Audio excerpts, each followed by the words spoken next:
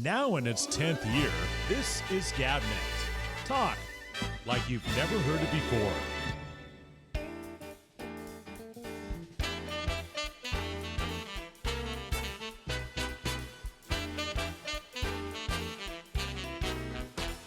Hey,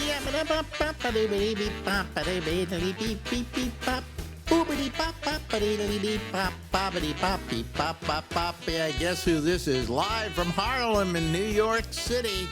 This be the Ramble, and I'm Alex Bennett.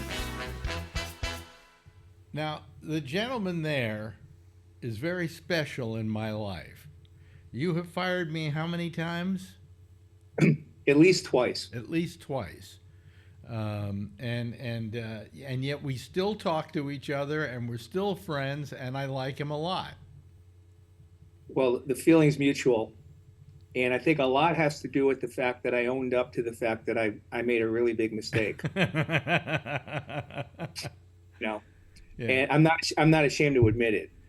Well, you made the decision you had to make at the time. It seemed right at the moment, right? Well, there's lots of things that were going on at that time that I've never spoken publicly about.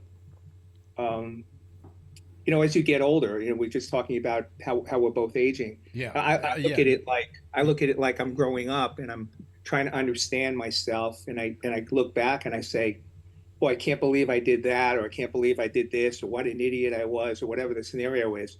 Pretty hard on myself. Mm-hmm. But basically, the story is, at that time, I inherited a very poor radio station, KITS, at the time before we brought you on. Right. And then we brought you on, and it was basically, we have Alex Bennett in the morning and this whatever we're doing the rest of the day, and it didn't really have any, didn't really make a lot of sense, in terms of what we were doing. Yeah. So the music didn't the music didn't match the personality. The stationality didn't match the Yeah. personality. Yeah. The imaging, the brand was askew. It just didn't make any sense. Mm-hmm. It was this teeny bopper. If you have zits, you listen to Kits. That's how we were being attacked on the other side. So when my middle daughter was born on September 5th, 1986, and that was my first GM job. I think I might have been the youngest GM in San Francisco. Right. Maybe San Francisco history. I was 31 years old, and I didn't know my ass from my elbows. And I'm thrown into this situation. I took the job probably because no one in that town was going to work for as little as I was willing to work for at that time. But the thing is that we were in kind of a desperate situation. We were thrown in that situation because the ownership at that time he was very worried about Paola Plagola. Mm-hmm. And so we were competing against KMEL, and we couldn't play Thriller unless his secretary called all the Tower Record stores in the area, in the Bay Area, to see what kind of sales they were getting on the 45s. So it had to show up. So it took 3 weeks to add a song, when in CHR the other guys were adding it right away. They were right adding out of it the right box. away. Yeah. So we got our ass kicked, and there was really no way to compete head to head as a CHR. So I had to flank everybody, but I didn't have an owner that really understood what we were doing.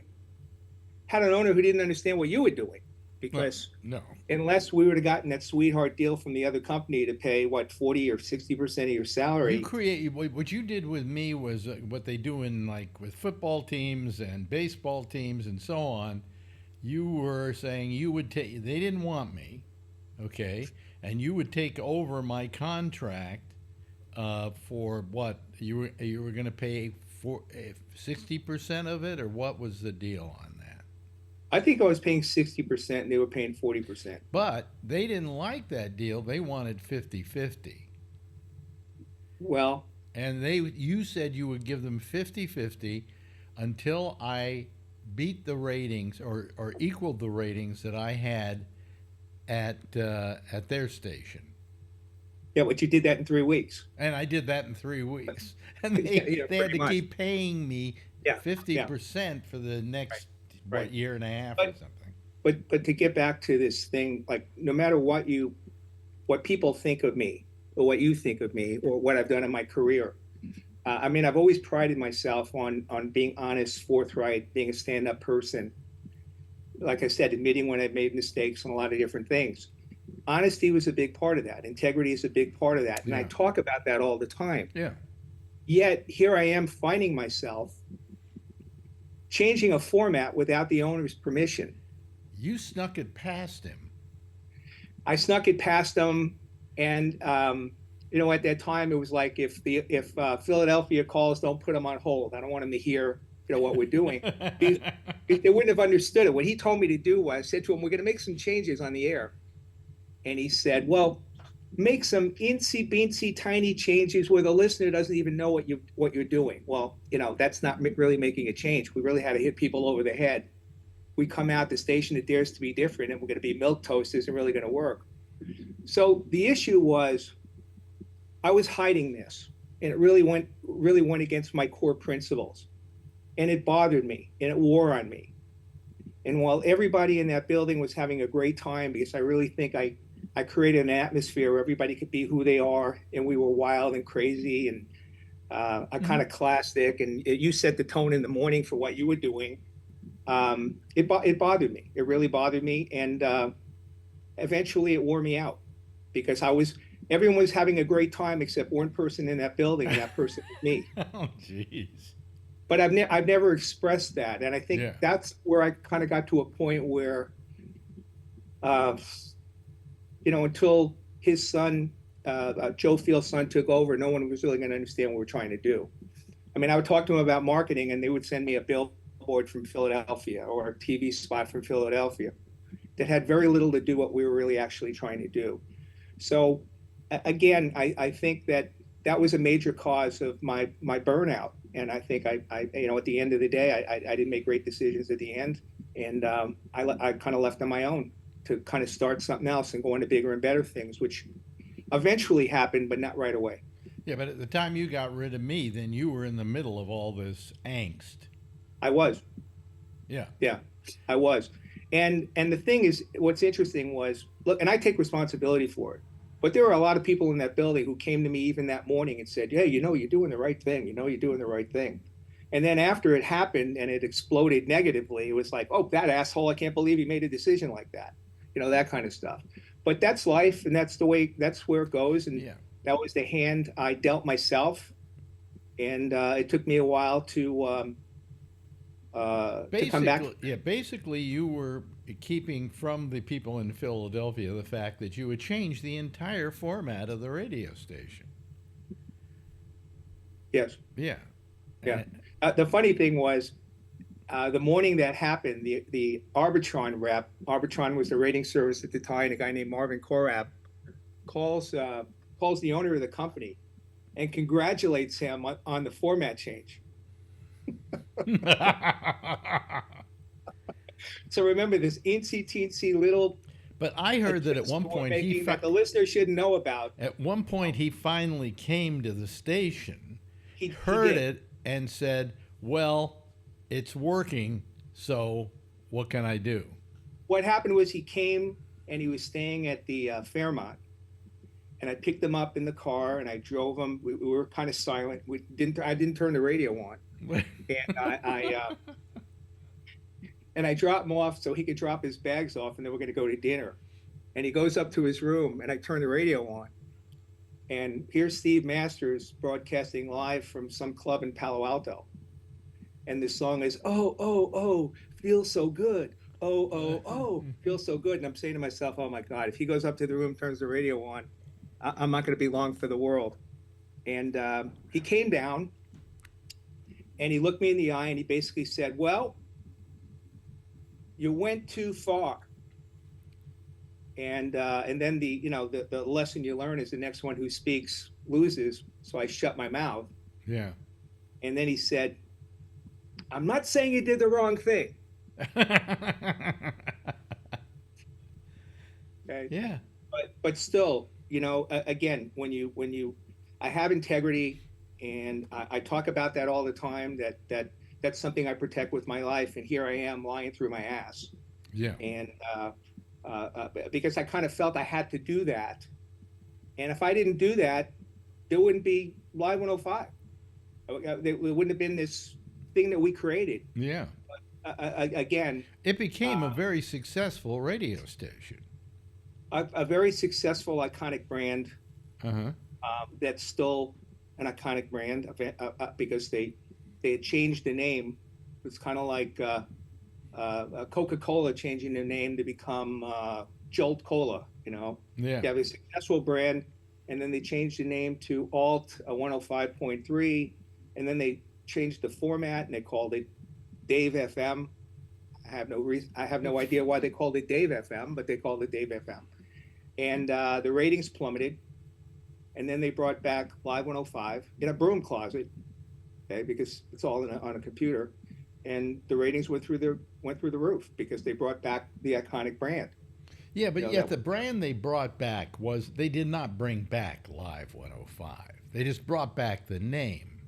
Well, remember, the people who remember Live 105 we're going back 1986 it started, so what are we, almost 40 years? So those people who were in their 20s are now in their 60s, and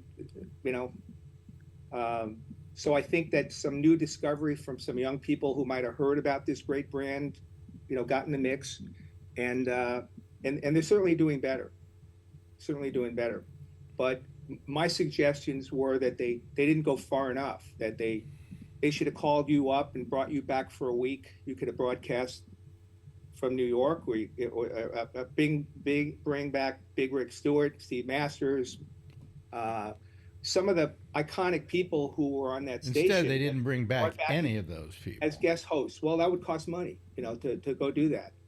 Unless you want to do it for free, I'll set that up for you. I'm doing this for free. I understand that.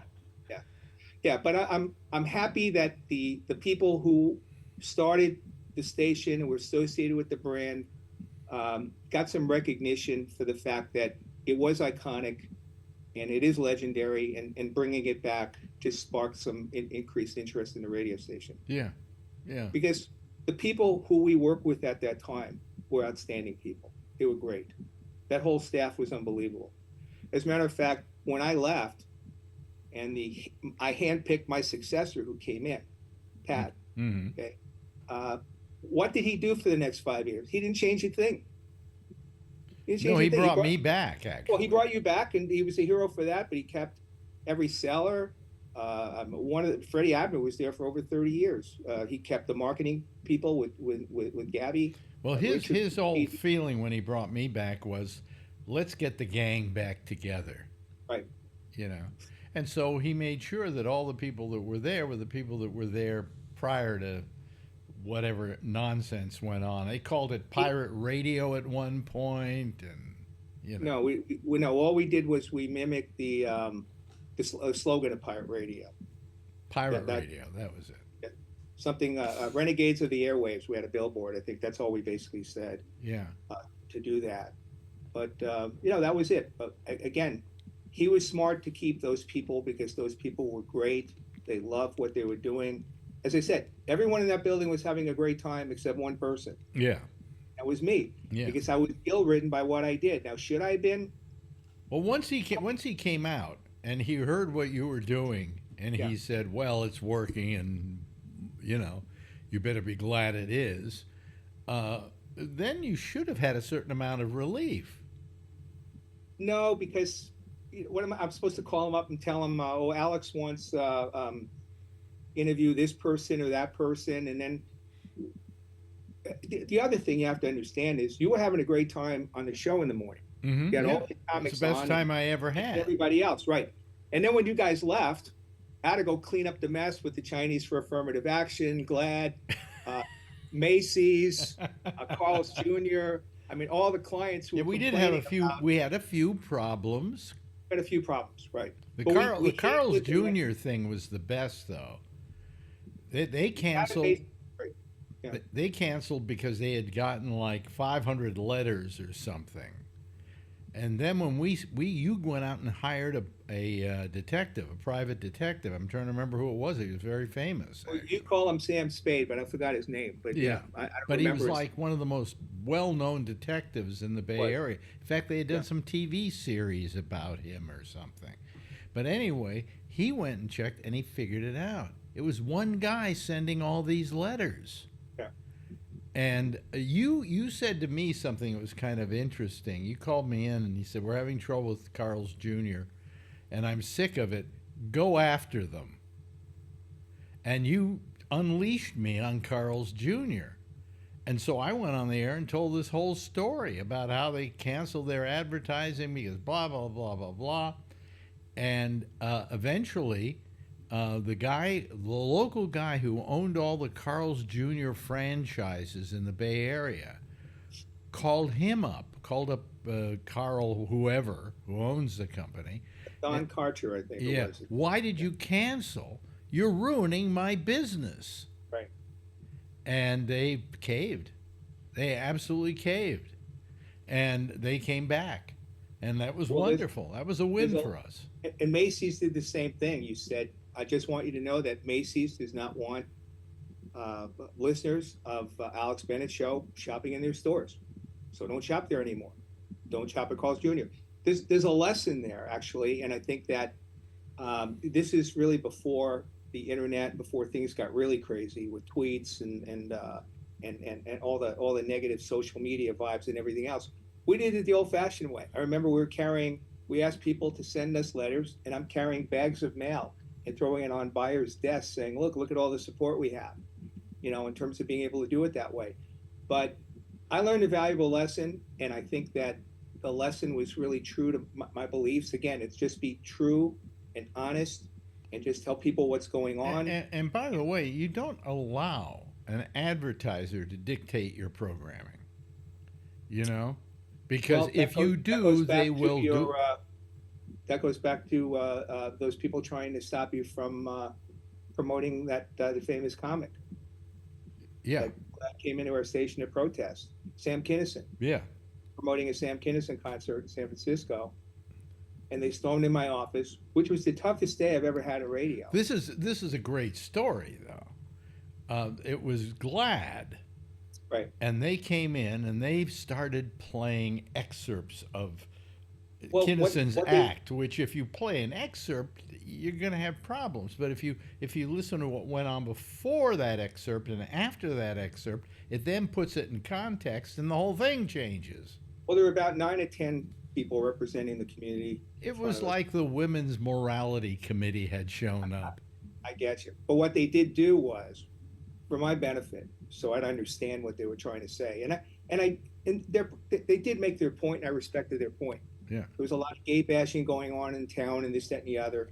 And Kinison would make jokes about gays. So it opened my mind, and really, in reflection, it was a good meeting. But what they did was they came in, and we had to be real serious, and they edited a 5-minute tape of the best of Sam Kinison. So we had to listen through the best of Sam Kinison. Well, actually, it was the worst of Sam Kinison in their opinion. As far as they were concerned. Yeah. Okay. Just listen to how horrible this is, and you guys are sitting there listening to it, trying to keep from laughing. Right. I had to cover my face like I had a cold or this, that, and the other. And then once I kind of assured them that we had things under control, you call them Nazis. No, I got up. I said, you know something? I just don't approve of this kind of thing. You're no more than a bunch of Nazis trying to dictate what we say and feel.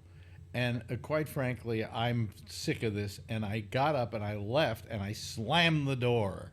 Sure did. You sure did. And I'm sitting there with them. And I could hear them gasp as I did that. I'm sitting there basically, they're looking at me like, so you have no control of this guy, do you? So the point was that I said to them, thank you for coming in. You've enlightened me. Okay. You're not going to change my opinion on what we promote and not promote. Okay. But what they got out of it was they got a weekly show on Sundays. Remember that? Yeah. And also what they got, I'll tell you. We gave them a platform. Well, the thing was that I had always been a friend of the gay community in San Francisco. Right. And one of the points I made as I was storming out, you're taking a friend and turning him into an enemy. And I said, you shouldn't do that. You should be very careful about that. And, after that point, I think I did some kind of promotion and donated $5,000 to GLAAD. And they were very happy with that. And I said, you're getting that not as a piece of guilt on my part, but the fact that I've always supported the gay community. And, you know, in fact, I always talk about I grew up gay because all the kids in school thought I was gay. Because my father was a musician and I went to the ballet, you know, and things like that. And so, what are you, queer or something? So I always like to say I grew up gay, even though I wasn't, you know. So, Yeah. but that was a great story, and the lesson in both the Carl's Jr. thing and in that is you do not let people strong arm you into what your programming is going to be. You listen to their concerns, and then you move on and do what you feel is best, not only for the radio station but for the community in general, you know? We did right by the community by giving them a voice, giving them a half-hour show on Sundays, and we fostered a nice relationship, and it was great from there on. Yeah, yeah. But I just, you know, I felt very hurt by that because they were doing something which I found disgusting, and they were taking a comedian out of context and then, you know, attempting to make a case taking him out of context. And I said, that's not fair. It reminded me of what they did to Lenny Bruce, where the cops would get up on the stand, and he always used to say, there's nothing worse than seeing a cop doing your act, you know. Well, it hasn't changed much in 40 years or 38 years, whatever. But look at the comics today. I mean, they can't go to universities. They can't play a lot of clubs. Bobby Slayton has quit comedy because of that. You know, it's just impossible. And we've lost our sense of humor. There's no doubt about it in my mind, you know. And I see the comics we've got around today, and I'm going, you know, it's not. Milk toast. Yeah, yeah, absolutely. And the late night comics. But anyway, so this is the guy who I went through those wars with. Did that station make a lot of money while I was there? Compared to where it was before, yes, because it was in the shitter. Also remember that he paid $360,000 for that signal in 1967. Yeah. He had virtually no debt service, so there wasn't a lot of financial pressure on us. Like, you know, you got to. Although if I wanted to give a receptionist a 10-cent raise, I had to go through him and argue with him about it. But yeah, it made a lot of money, you know, relative to that particular time. But I think what I'm saying is, at that particular point, it was really about to take off financially. Is kind of when I left. So I really left at the wrong time because I didn't take advantage of that. Because somebody told me an enormous amount of money they said I made for that station every year, and I didn't quite believe what I heard. I can't remember what the number was now. Depends on who told you that. Somebody said I made this station something like $40 million a year. No. That was what K-Rock was doing at that time in Los Angeles. Probably within that period of time, because it was in the largest radio market, and it was more established. You know, with how about when I came back and Pat was the general manager? Did it do better than it was doing under you? Yes, yeah, because it was more established, and the format was much more accepted in the marketplace. Mm-hmm. Just remember, you know, the Quake, which you were on, all those alternative formats were trying to find footing, because that wasn't what was popular at that time. Right. You know, the album that was being played on the radio really didn't match that. So it was virtually mostly unfamiliar songs and European imports and British imports and things that we were doing. That was really different. I'm proud of that. I'm proud of that. I'm proud of the fact that, you know, I went there and I made a difference. I tried, and we shook the market up. You know, a lot. Definitely did. And I remember when I was at the Quake, and they changed the format. They had been kind of a middle-of-the-road rocker, too. And then they changed the format because they hired this programmer from L.A. who had done, I think, KLOS, or what station? K-Rock. Right. And all of a sudden, one day, there was this whole new music that we were playing. And I loved it. I felt where before the music didn't fit me, that music fit me. It did. You Yeah. know. But also remember, though, that radio at that particular time, I had to go to a place, I had to flank the marketplace because I couldn't compete head to head with a CHR or an AC or a typical classic rock station because those companies were just going to outspend us, and we were not real players. So I had to go to a place where no one was going to kind of follow us off in the corner, and it took time to build that corner to make it large enough, Mm-hmm. but commercially successful. But Yeah.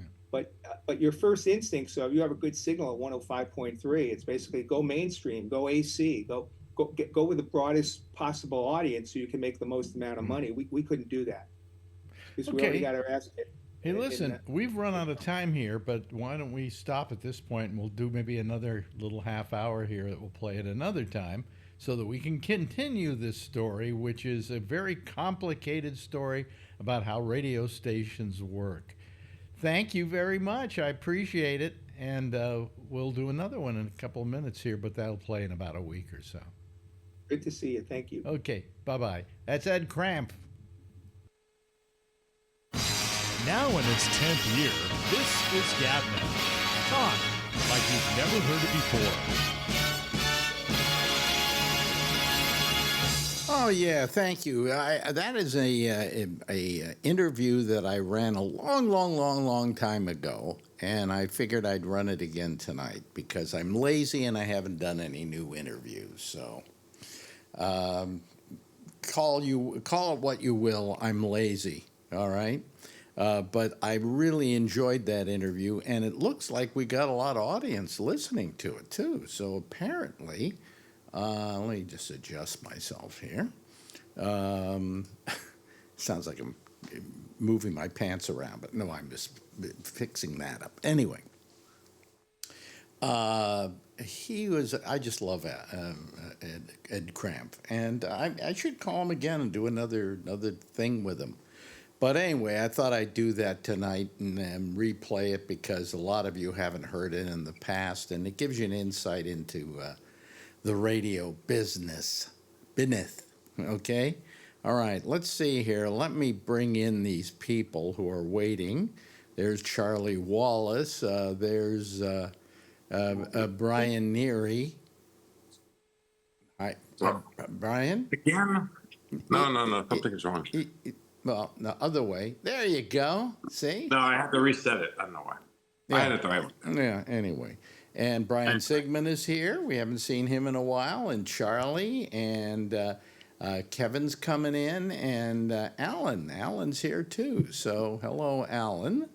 And Jeffrey Stein is here. He's going to be joining us in a second. If he can connect his audio. There we go. Can you hear me, Jeffrey? Yep. Yep. And we can hear you, and it's fine. See? Let's all give him a big round of applause, okay? All right. Yeah. Anyway, so hello, everybody. How are you? What's new? Haven't seen you in a while, Brian, but how you been? I've been busy. Kevin told you guys last night I was busy opening the valve. You're opening the valve. Yeah. And the other Brian Sigmund, Brian with a Y, how are you doing? I love you, Alex. Oh, thank you. I love you too. Yeah, I'm a heater man in the middle of a big freeze up here. We're just busy as a mother effer up here. Yeah, really. Up. You're where again? South Jersey. South Jersey. Okay. All right. And let me see here. I got to. Let me just do a couple of things here so that I can see how things are. There we go. Anyway, so hello to all of you. I don't know about you, but I feel real sorry that some people lost their lives in an airplane disaster, and the guys in the helicopter. I feel sorry for them too. But all day long, that's all they've had on the newscast. That's all. It's like it's the only story. And anytime somebody decided to cry, like they had Nancy Kerrigan, and they asked her what she thought, and she started crying, they've been running that all day. If it cries, they put it on. And I just think, when you talk about bad taste in situations like this, nobody's worse than these news organizations.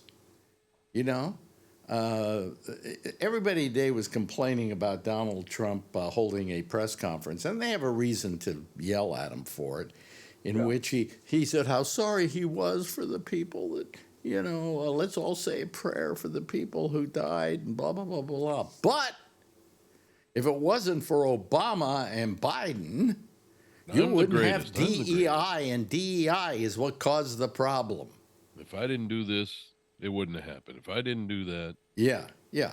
And I think that, he's getting he's kind of getting brash. He's getting full of himself because. Getting? Well, I'm saying he's being full of himself. All right. And he's going to go too far sometime, and it's going to blow up in his face. Yep. Okay. So He's already got. I don't think so. He's told people to drink bleach. Come on. no, but that was before. This is now. Now a bunch of people die in a plane crash and in a helicopter, and then he gets on and makes a political thing out of it. How bad taste can you be? His people don't care. No, his people might care about something like that. I don't think so. They just won't say anything. I mean, Exactly. there are already people that are having buyer's remorse. But his people voters who don't. share iPhone. People who it'll come out. The first thing that'll come out is people who regret voting for Trump. Yeah. Because people apparently are searching because they regret voting for Trump. Well, they're stuck with him now for 4 years. And then you watch somebody, they were doing the hearings today for Kash Patel. What a piece of work that asshole is. Big time. I mean, come on. You're even considering that for the head of the FBI? Are you kidding me?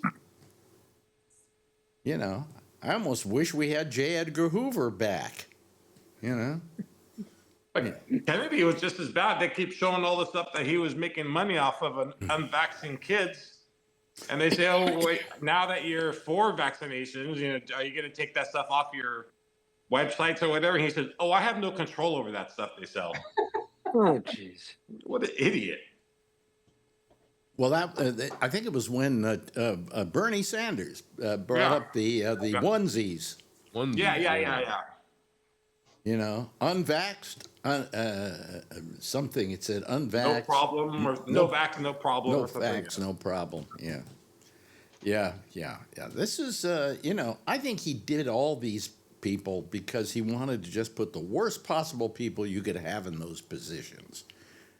Just so it'll, it's like pay no attention to the man behind the curtain, And what about his first term? He put that lady in as the education czar, and her kids went to private school. Oh boy, son of a bitch. It doesn't get any better, does it? And so anyway, but anyway, this crash, the plane crashing. If you want to see the news media at their stupidest, it's on a day like today. Here is one of the questions that was asked of, somebody like, the guy that did the plane in the Hudson. They were talking to him. Sully. And Sullenberger. Yeah. And they asked him the following question. So what do you think happened? Well, I don't know. I've got an idea here. A helicopter hit a plane. Okay, did I get it right? All right, have me on as the expert. I mean, what a stupid question. What happened? We know what happened. CNN had the guy in the cockpit for as a similar plane. Simulator, yeah. He was interviewing him in the cockpit, and I'm like, "What do you think?" They said, "What do you think the air pilot saw?" He says, "Well, you can't see much." And I'm like, "Do they think that he has side mirrors or something that he could see the helicopter coming from behind him?" And then on the 6:30 news, Lester Holt is on the spot near the Potomac doing his newscast. My question is, how's he going to help? What good is done by him being there? I don't get what these people are thinking, what's in their mind. And they also like to zoom in on people who are crying. And I mean, it's a tragedy. Treat it like that. Have respect for it, you know? Don't say, oh boy, we got ourselves 24 hours of broadcasting here, gang. Let's go. I want to see Trump in a snorkel in the Potomac looking for those people. Yeah, right. Well, that won't happen. You know, but we know it's all DEI's fault. Everything we blame on DEI. And what you don't blame on DEI, you blame on AI. Yep. What you don't blame on AI, you blame on VD. I don't know. What's with all these initials anyway? It took me days to figure out what DEI meant. They kept using it so much, and I'm going, DEI. And finally somebody listed it, and I went, oh, okay, now that makes sense. But nobody in any of it thought they had to sit down and tell you what DEI meant exactly, you know. So, anyway, happy with your presidency so far? I love it. You said that so convincingly, Jeff. Yeah. Yeah, it was like, fuck you. How about that? Yeah. So anyway, what else is happening? Nothing much else is happening. Then they had Tulsi Gabbard. Boy, does she have a skin problem or what? You know. I didn't see her. And sometimes worse than others. Sometimes it's worse than others. Yeah. Yeah, it depends on the lighting and how much makeup she put on. Well, how much putty she put on, actually. Oh yeah. But I don't think she's gonna get, put into office. I don't think so. I think even the Republicans don't like her, you know. And Why? Why? Why? They don't like her whole take on Syria. They don't like her whole take on the fact that she likes Putin and that she felt that Snowden should be given a reprieve, you know. Yeah. And these are things the Republicans don't like about her. And that's She has opinion. yeah. It's so close anyway that even like 3 or 4 people and that's it. You're not in. And I think there are 3 or 4 Republicans who are not going to vote for her. Is that us hoping? Huh? Is that us hoping, or is that like a real No, political? It's got to be at least 3 Republicans at least 4 Republicans on your side. You know, because if it's 3 Republicans against you, then they bring in the vice president and he casts the deciding vote, and then you're in, okay, because he does whatever Daddy Trump tells him to do, you know. So. It doesn't look good for her, but it looks good for Kash Patel. And if you watched him today, I mean, if I were there, I'd want to punch him in the nose. I mean, it just he's just such an arrogant piece of crap, you know. And that's not just because I don't like him because of what he believes. He just happens to be a snotty human being. Anybody watch those today at all? Nope. I had to work. I did. Yeah, I watched him. You watched him. What did you think? What was your takeaway? Oh, she was arrogant from the very beginning. She was arrogant, yeah. Yeah. But she also didn't answer the questions very well. And neither did Patel, really. But, you know. What's his name? I forgot which senator or rep it was trying to get him to say that Trump won, and he would not say it. Trump lost. He's the president. He's the president, but he wouldn't say. He said Biden became the president, so obviously he won, or something. No, he didn't even say that. He never said the W word. I guess they're not supposed to, because that makes Trump really mad. Because Trump still lives. So it's obvious. Trump still lives in this delusion that he won. Yeah. I mean, he lost by what? 5 million votes? More than that? 7 million. 7 million? And he still doesn't think he lost? I think we just lost Brian Sigmund.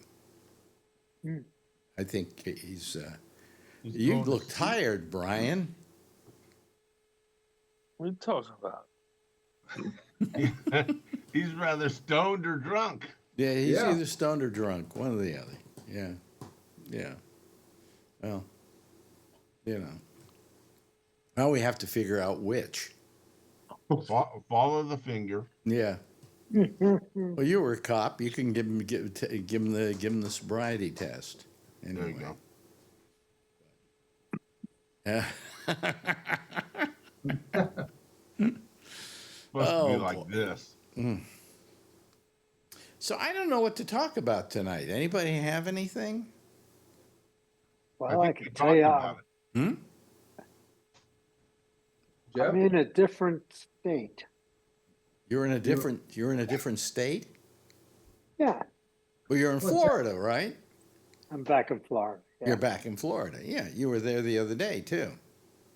Yeah, I was. Do you like it in Florida?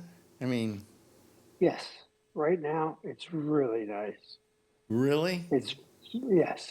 But you got to deal with the governor there. You got to deal with those. Oh shit! You know, you can't even walk close to his house. You're never going to see anything.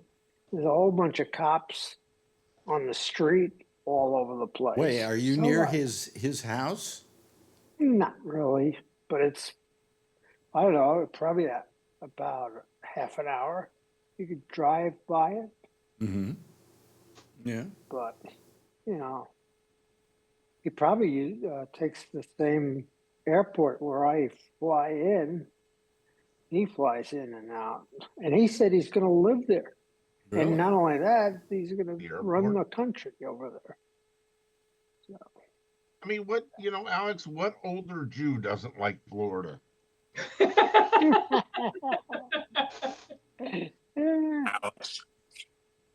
Well, no, the reason the Jews like Florida is because as you get older, you become more sensitive to cold. Okay? Yes. There was a time where I could be freezing in my apartment. I wouldn't care.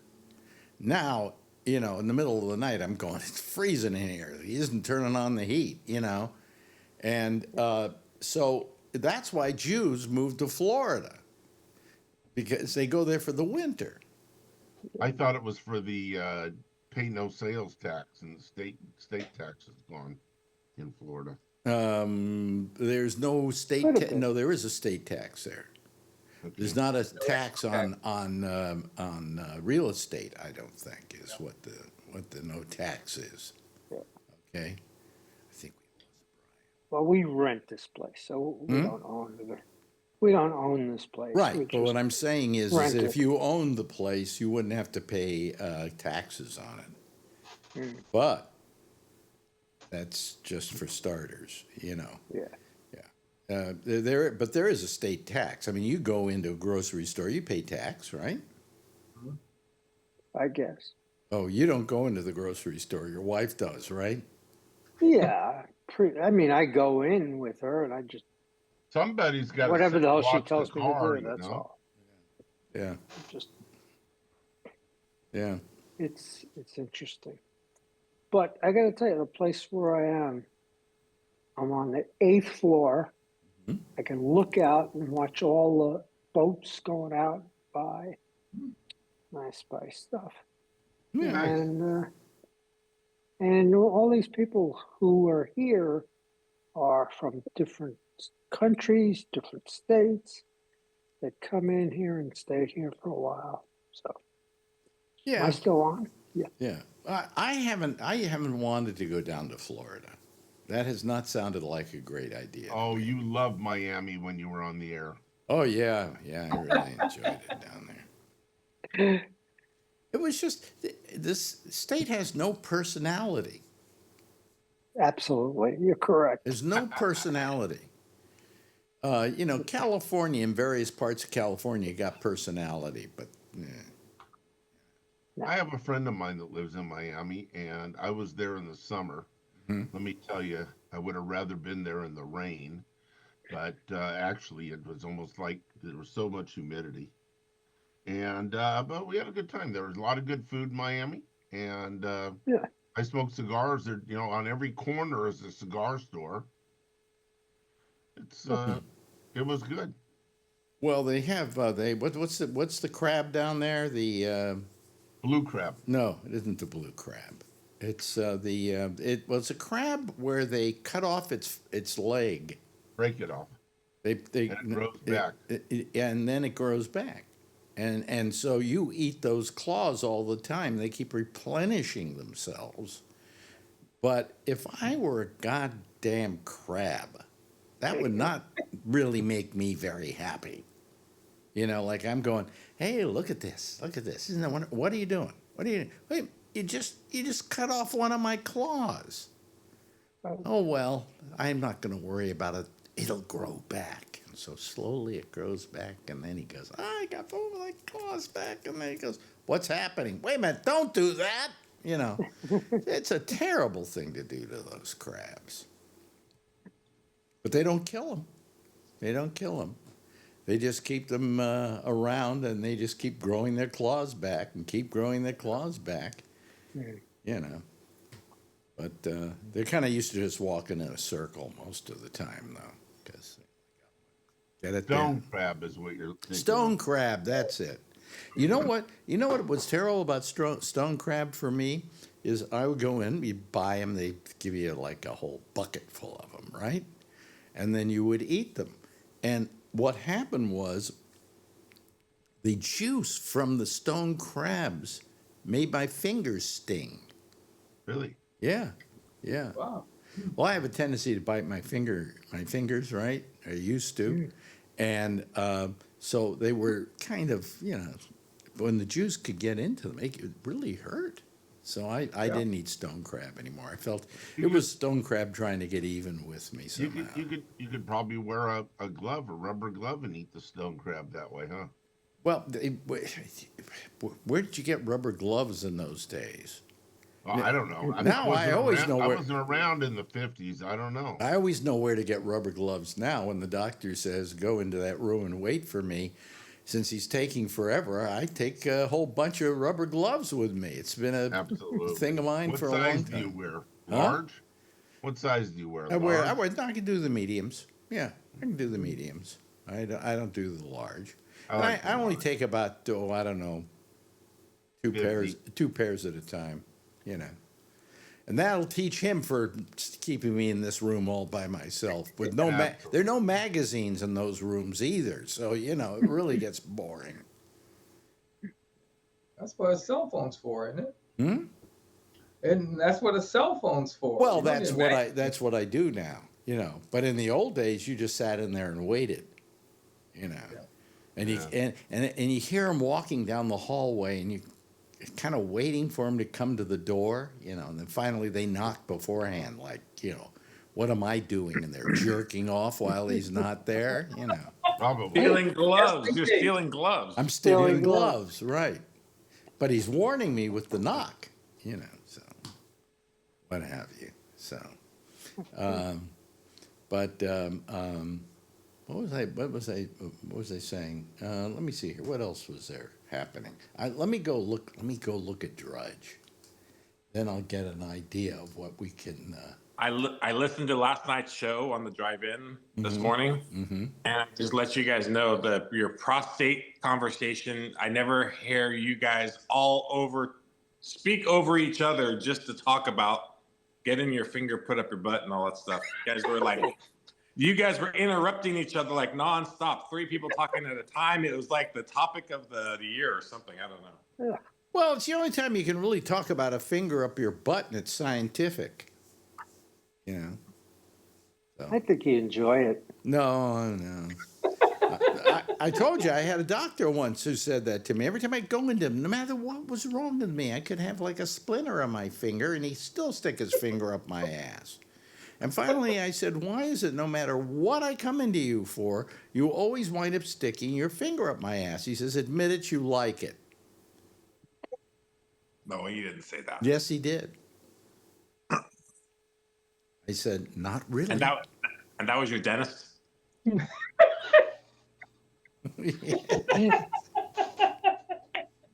Yes. That's funny. Yeah, that's the old joke. Yeah.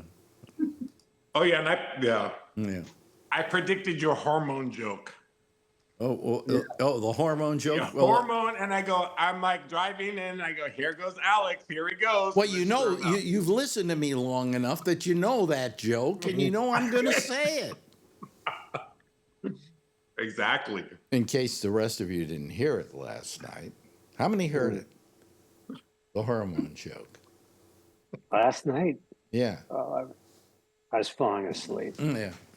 The question is, how do you make a hormone? And the answer is refuse to pay her. Boom. I see. Okay. Anyway, well, we only got 35 minutes left. I think Brian's stoned. Hmm? I think Brian was stoned. Oh, hey, this is interesting. According to Gallup, you ready for this? Wait a minute, let me get rid of that. Trump inaugural approval rating is historically low. Really?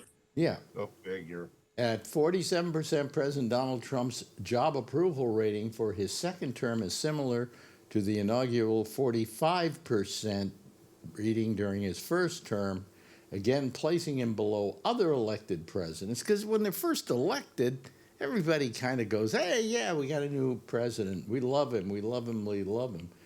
Kennedy had 72%. Eisenhower, 68%. Jimmy Carter had 66%. But the lowest on this list, well, the 3 lowest were H.W. Bush, Ronald Reagan, Donald Trump, and then Donald Trump again. Wow. So, yeah. So he hasn't got a really good approval rating going, which is fine with me, you know. Supposed to, you know, not go with that. Let me see here. Anyway, Alex Jones is going to the White House. Boy, there's nothing in the news. You know why? Because everybody is so busy dealing with the administration, they don't deal with anything else, and so we don't have a lot of other stuff to talk about. By the way, I heard a little bit in Israel that there were some of the people were going home. oh, not a few people, thousands were going back home. Oh yeah. Yeah, thousands. Yeah. But they won't stay there long because Donald Trump's going to make that into a place with hotels. Oh. So, you know. Drive into the sea. Hmm? He's going to drive them into the sea. Mm-hmm. No, he wants to send them back to like Palestine, send them back to Jordan, places like that, you know. He said, the place is a mess, it's been leveled, and it's ready to build condos. You know, I mean, he just, he feels that it's not habitable any longer, so they should just move elsewhere. Wait a minute, is that him? I get it. No, he's muted. Oh, he is Nope. muted. We heard him talking. I think that was me. Sorry. I think I'm. Trump was saying the FAA workforce was too white. What'd you say? They're just talking about what Trump was saying earlier about the DE&I group had people with disabilities and all this stuff. So, oh my God, you said it last night. You guys were live watching this crash, and Alex just kept saying, Trump's going to blame Biden somehow. Yeah. He said that all night, and sure enough. I was saying that as a joke because I couldn't figure out how in any kind of reasonable world that we live in, he could come up with that determination. Yeah. And Buttigieg, whatever his name is, he's loud right now saying, we trying to pull survivors, and Trump is pointing the finger and blaming people. Yeah. Politicizing it. We're trying to get bodies out of the Potomac right now, and he's making some kind of trying to make political hay out of it. That's why I'm saying that I'm betting that it's just a matter of time before he really blows it, So anyway, Well, that's one person who should be really vocal right now. I mean, what does Buttigieg have to lose right now? Start being a really vocal person in all this Trump stuff, and then start running next term. Yeah. Well, I think Buttigieg is pretty good. He's the real deal, and he's all we got, right? So. Well, let's see here. Anybody seen any good TV shows? Any good movies? No. Boy, you people just don't get around, do you? Told you last night. What, Brian? I'm not just going to say Adrian had her first competition last weekend. Mm-hmm. And she did really good. She has another one this weekend. So. Yeah. She did really well herself. No, she did really well. Her solo one. Yeah, really good. Oh, really? Oh, okay. Yeah. So she has another one this weekend. So excited for her. You're just a proud dad. Yeah. Did you have a camera there? Huh? Did you have a camera there? Yeah, they don't like you taking video, but they live stream it. And then one person in our group, they always get the songs and they'll send them right to us. So, yeah. So you live stream them? Where do they put them? Up on YouTube? Yeah. On Loom. But I'll send it to you. What's Loom? Yeah. I don't know. I don't know, but I'll send it to you. It's Zoom with an L. I don't know. Loom. And then we just celebrated Vietnamese New Year last night. Oh, wow. Couple nights ago also. Fireworks nonstop with the police right there. Lines of firecrackers going off for like 10 minutes. Crazy. Wait a minute. So did you celebrate it with the family? No. With a friend. Or with a friend? Oh, you have. In Lodi or in San Jose? In San Jose, of course. Is this a new girlfriend? Maybe. Is she Vietnamese? Is she Vietnamese too? Yeah, she's Vietnamese. You don't learn, do you? I tried Chinese and Thai a couple but lately, and then I meet this girl, and then we start talking, and I go, "Oh, are you Vietnamese?" She said, "Yes." So, I have somebody to fix you up with. She's a friend of my friends, and like she knows all of like a big group of my old Vietnamese friends when I used to be married. So actually, it works out pretty good. So all of us are good friends already, so it's fun. Yeah. All right. A lot of fun. Okay. Were there any Vietnamese cops at the festival? Oh yeah. I know one from a long time ago. I know one that works for San Jose that would be a good match with you. Oh, a female cop. She's cute and she's Vietnamese, and she's single, and I think she's about 34. Might be too old for you. Might be too old for him. No. You've just ticked off all the positives here, Alan. I don't know. I think they'd make a good couple. Does she have state issued handcuffs? She has city issued handcuffs. I mean, you know. Well, my question is, you're attracted. She likes old cars. You're attracted a lot to Asian women, right? For good reason. Who are you talking to me? Since high school, yes. Since high school. Who isn't? I've never gone out with an Asian woman. Oh God, they're great. No. Yeah, I was one of the first. I was a groundbreaker. I only went out with. I've only gone out basically with Jewish women. Oh my God. Oy vey. No, there's a reason for that. They are in the sack, they are terrific. They What are sack? they are Potato sack? really terrific. But there's an old joke about you know how you make a Jewish woman stop having sex? Marry her. them. Yeah, Yeah. exactly. Exactly. But no, I found that Jewish women were, for a while I never went out with Jewish women. And then all of a sudden I started going out with them. And when I came to New York, man, I'm telling you, they're on top of it, they're exotic. You know? So Wow, are you blind? what? Anyhow, What do you mean am I blind? I don't know. I consider Asian women exotic. I don't consider Jewish Oh, women. you get some Jewish women from, oh God, there's some here that are just, I don't think I know any Jewish women. Are there Jewish women in San Jose? never have been. No, never. New Yeah, York, right? there's synagogues in San Jose. No, but in New York, I just found that, I mean, when I lived in California, I was growing up as a kid. I never felt I was particularly attractive. And I could get laid, but it took work. All right. So then I moved to New York, and I had women left and right. All of a sudden, I was for them, and I liked them too, So I had a really good time here in New York, I mean, Probably in San Francisco, the way you got laid is you said, "Hi, I'm Alex Bennett." Oh, we know you from the radio. Come on, let's go. well, that did help, Probably. that did help. What didn't help was, anyway. What did help was being on the radio. That was a great introduction to people, Absolutely. But it's funny, I didn't trust women who wanted me because I was on the radio. I didn't trust it. Yeah. Yeah. I trusted women who didn't know who the hell I was, and we just hit it off. I was once at a party where Dr. Don Rose or something like that. He was a DJ here in San Francisco. Yeah. KFRC.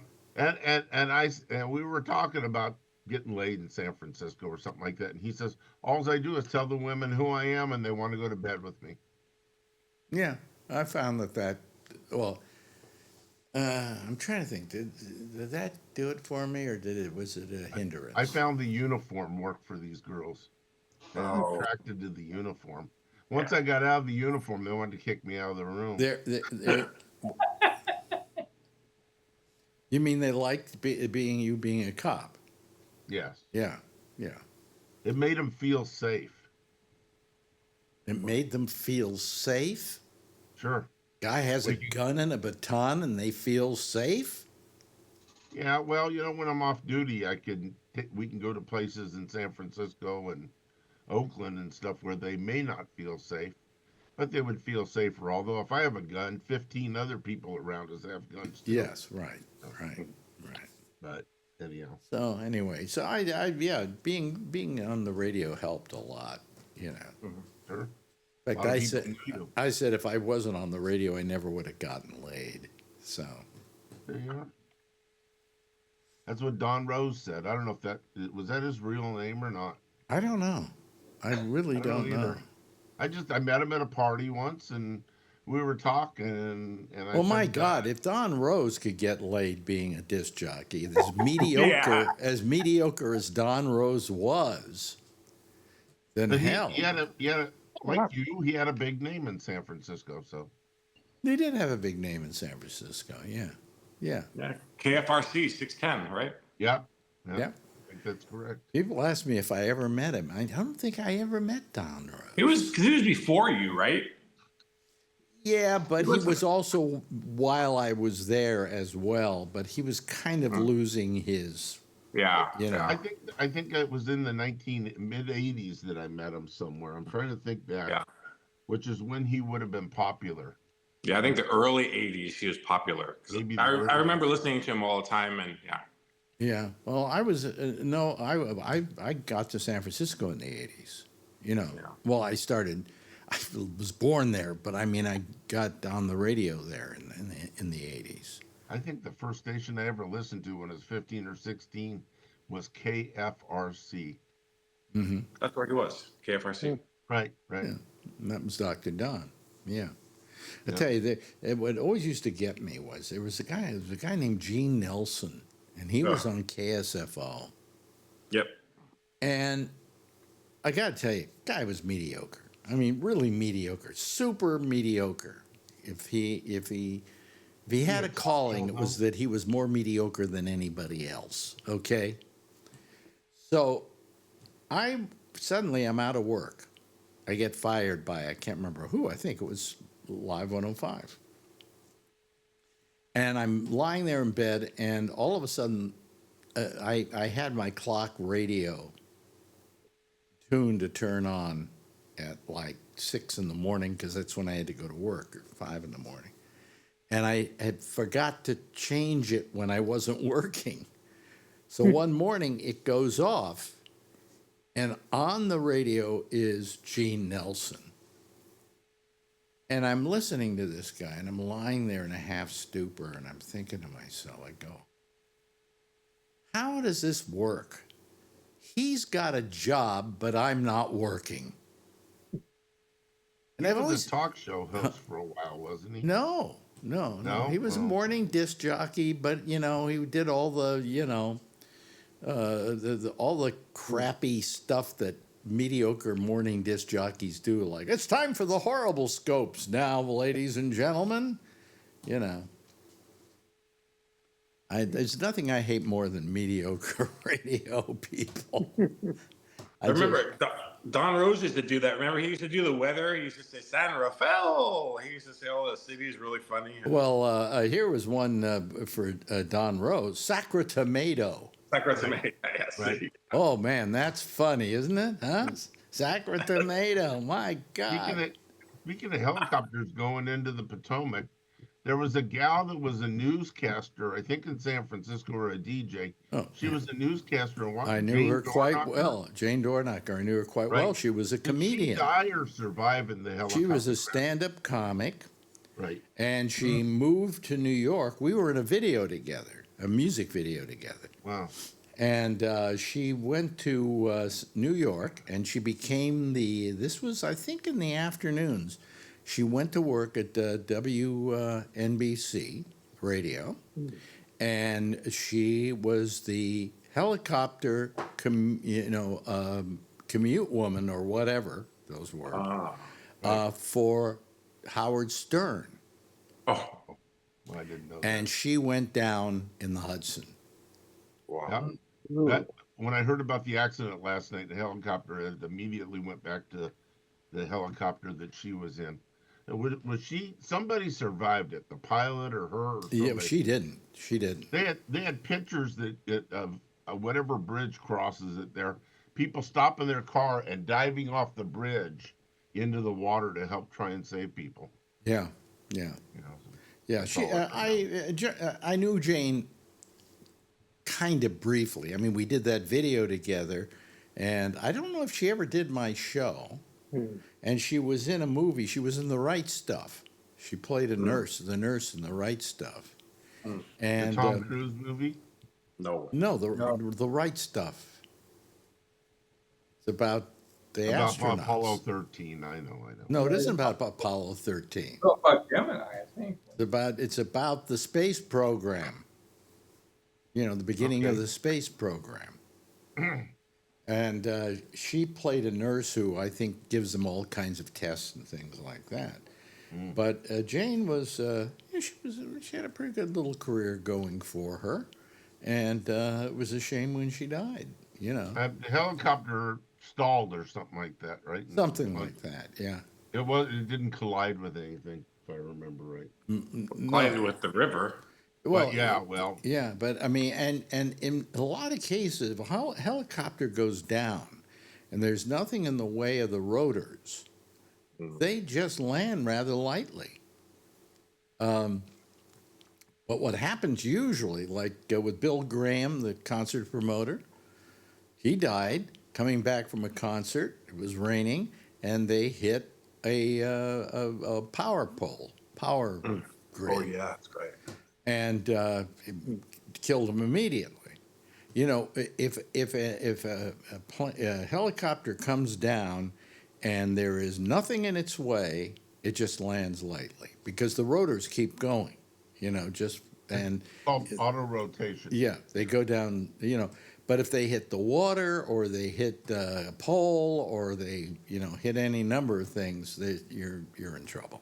You know, Who was the? I'm not a because sports guy. Who was the L.A. Laker a couple of years ago? Kobe Bryant. Kobe Bryant. In the fog slammed into the side of a mountain. Yeah, well, he had his own helicopter, and it picked him Right. up to take him downtown or something. I don't know, to go shopping or whatever. And his daughter was on the helicopter yeah. too. You know. The police that were there got fired because they took pictures and put them on the internet Yep. of his Yep. daughter. I and him laying remember there. that. And they were fired. L.A. sheriff's deputies. Good Yeah. for them. That's not what you put out there. Yep. I wonder if they ever got the jobs back. I doubt it. I wonder if they got jobs somewhere else. Probably. Probably. See. Walmart. No. So, Kevin, what's new with you? Anything?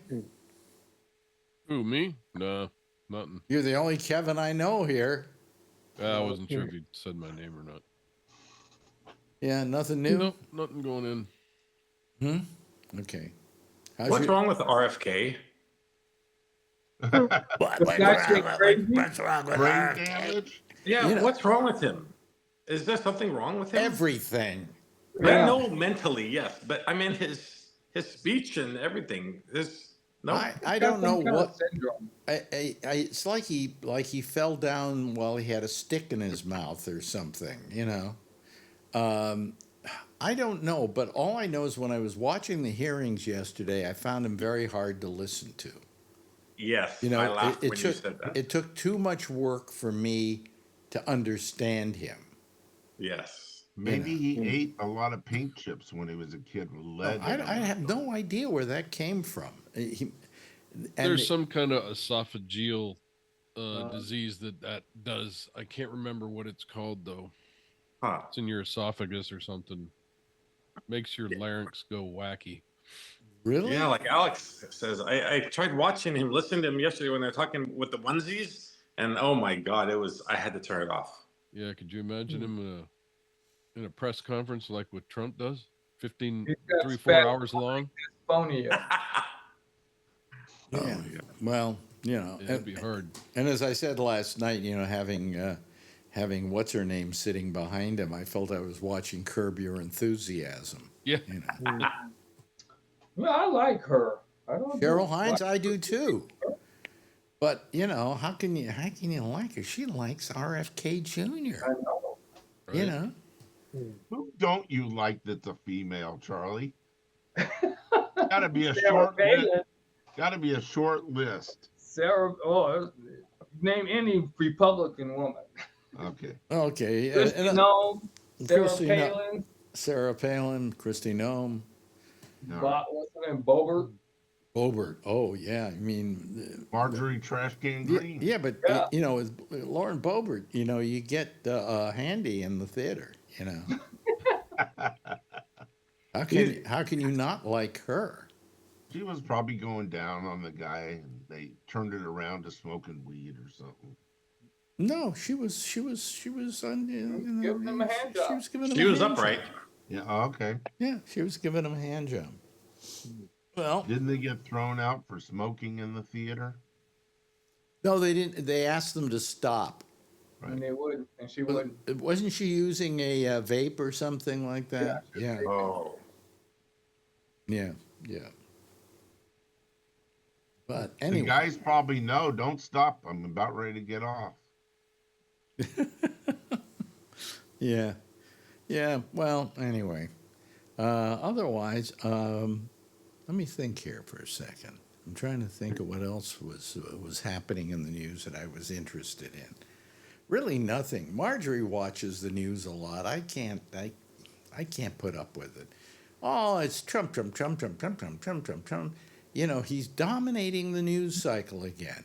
There's no other news. I mean, it takes a literal plane crash to get him off the front page.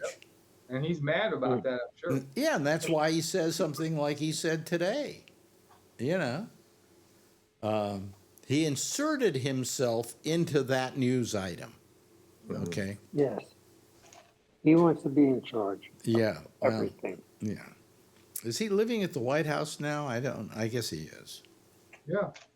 I hear that this weekend he imposes the tariffs on Canada and Mexico. He did? 25% this coming weekend on Saturday. Oh. Well, then I guess Canada will start imposing a 25% tariff on us. It's really going to hurt the people in the northern part of the country because they supply natural gas for heating. They supply gasoline products, electricity and stuff, and it's going to hurt Canada, but it's going to hurt the northern part of the United It's States. going to hurt you. Lumber. If you got a car, Absolutely. you need that gas from Canada? Yeah, well, we don't get our gas from Canada in the Bay Area. We get it from the Bay Area. Well, this is a de facto tax on you and I. You know, Yep. I I mean, don't know how much more they can tax us in California. and what comes up from Mexico? What does Mexico supply us with? Fruit. Oh yeah, They build, Half of our fruit. right. They take care of our food, but they they put together a lot of the parts that go Oh, yeah, into cars. Components. GM has got a huge plant down there, and they're really pissed at Trump right now because a lot of the components are put together, Yeah. wiring harnesses and all that kind of stuff, and then they send them up here and they put them into cars. I wonder how Elon feels about the fact that Trump has been passed some, made some executive orders requiring cars to keep using gas instead of electricity. As compared to electricity. Huh? Well, I think, it's expensive to buy it, to get a car with electricity. Well, there are some other models which are cheaper. There are, like, I think General Motors makes a Chevy Volt, which There's I a think Volt is like about for like 25,000. $25,000, $30,000. Yeah, yeah. So it's not terrible. I wouldn't buy a Tesla to save your life now. I guess you can't pay me to drive a Tesla. Yeah, They're changing their emblem on the back of the car from the little T yeah, to a sig Yeah. Heil. Yeah. yeah, right. I just don't. I don't understand why he feels that what he's doing is good for business. But how can I argue it? Before he started doing this, it was only worth $250 billion. Now he's worth $400 billion. Doing something right. Yeah, so he's doing something right. But Well, a lot of people bought his car. yeah, but They a said, lot "Wow." of people are not buying it now. Yeah, because of his little Yeah. hand salute there. I Yep. think something you don't want to do is you don't want to get too politically involved. You want to, if you got a product you're selling, you kind of want to stay removed from that. I mean, I don't know what I'm going to do about Apple products because I'm so in the Apple ecosphere that I don't know what I'm going to do because who shows up at the inauguration kissing his butt? The head of Apple. What's his name? That won't last very long. He's what's his name? He's openly gay, and so Trump. Well, I know he's openly gay, but so that's even more reason to say, how stupid are you to go to that inauguration? Yep. And how stupid are you to go to that inauguration in that you have a product that probably, if you were to go out and ask your people who love your product, or Apple people, where their politics lie, it's probably to the left, not to the right. Probably. So what a stupid move that was on his Their part. headquarters is here in the Bay Area. It's in Silicon Valley. And I'll bet 90% of the people that work there are Democrats. We're probably ashamed of him going to that thing. Probably. But they were all there. In fact, I was saying that I think the only one that wasn't there was Microsoft. And then I find out that, yes, Microsoft was there too. They were all there. You Well, know, there- people want to kiss their ass of Yeah. the president. That's it. No, but Wait. you don't want, because he is so volatile politically, I you know. don't really want to take the chance. If you don't go to the president's inauguration, if you don't go there and kiss his ass, it doesn't hurt your product. But if you go, it hurts your product to a certain segment of your audience. I mean, But it gives your company some protection by going to That's right. support him. did you hear what the FCC is doing of course, under Trump? They are going after NPR and PBS. Really? Yes. Oh, my God. This came out today. Did you read about it, Charlie? Yeah. No, he promised to do that during the election. Because they're saying all those little 15-second ads they run before a show amount to advertising. You know, this show is being brought to you by Bank of America, who hopes that someday, if you need a bank, you'll come see us. That's it. You know, fine. What's wrong with that? But they're doing an investigation into that, thinking of pulling licenses because they're doing that. It's terrible. It's really horrible. And so that's one of the things that we're dealing with him. He's going after them. He's thinking of going after ABC. Yeah, basically because ABC did something wrong during the election process, during the campaigns. I think they're going after CBS. I don't know if they're going after NBC, but they're trying to intimidate the press, which are the people who keep him honest, or try to. Yeah, right.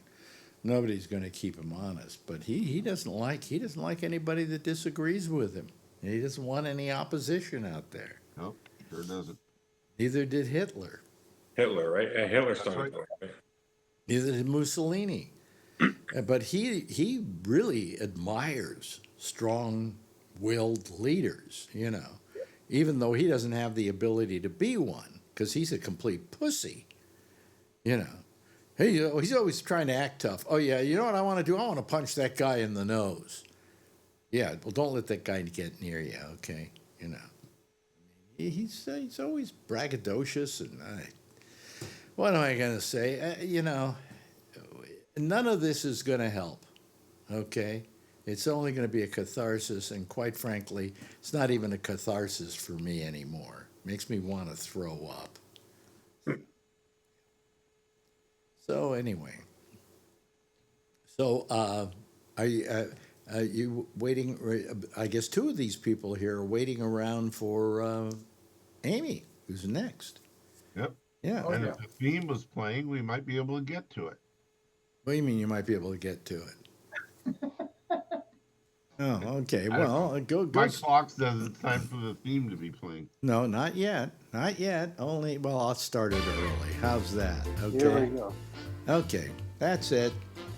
Hey, thank you guys. Appreciate you being here tonight. Thank you, Brian, for being here, and thanks to Alan for being here, and thanks to Charlie, and of course, always thanks to Kevin and Jeff, and thanks to the other Brian who, quite frankly, didn't last very long with us. It looked like he was sinking into the sunset. Anyway, say, everybody wave a big goodbye, and I'll wave goodbye at you, okay? There they go, ladies and gentlemen. That's our happy group of people on the citizen panel. Now stay tuned now for Amy Manuel. She's next over this most of these same stations. She'll be here with the intersection, and she'll be taking your calls on Skype at GabNet Live. I will see you again here tomorrow night, same time, same station in life. And in the meantime, boy, I still got a minute. I got to stall. Well, Amy, if you're listening to me, we may be going on early here. If you see her, yeah, of course. Tell her I love her, okay? Bye-bye, everybody. Thanks.